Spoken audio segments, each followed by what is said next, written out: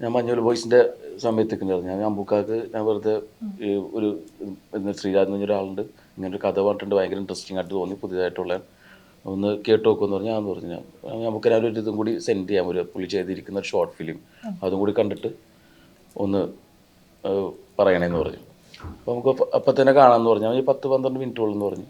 നമുക്ക് കണ്ടപ്പോൾ തന്നെ വിളിച്ചിട്ട് പറഞ്ഞു അത് അടിപൊളിയായിട്ടുണ്ടല്ലോ, നല്ല രസമായിട്ടുണ്ട്, ഞാനിന്ന് ഫ്രീ ആണെന്ന് വരാൻ പറ്റുമെന്ന് ചോദിക്കും. അന്ന് തന്നെ വരാൻ പറ്റുമെന്ന് ചോദിച്ചാൽ അന്ന് തന്നെ വിളിച്ചിട്ട് ഞാൻ ഓടി വന്നുള്ള തൃശ്ശൂരുണ്ടെന്ന് പറഞ്ഞ് നേരെ ഫ്രീ ആയിരുന്നപ്പോൾ തന്നെ നമുക്ക് കേട്ട് ഇഷ്ടപ്പെട്ടു. അപ്പോൾ തന്നെ അത് ഓക്കെ പറഞ്ഞു.